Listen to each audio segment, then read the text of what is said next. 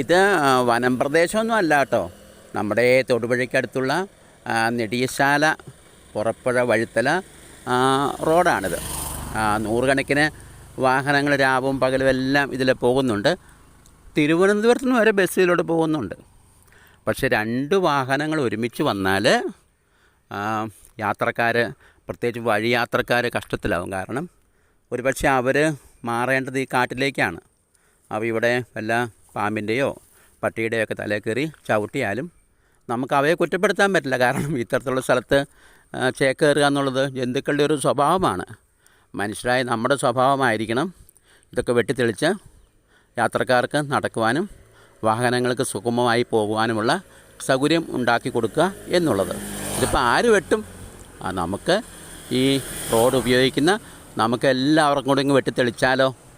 ഏതായാലും ഈ സ്ഥലത്തുള്ള ഇവിടെയുള്ള എല്ലാ പട്ടികൾക്കും എല്ലാ പാമ്പുകൾക്കും നമോ വാഗം.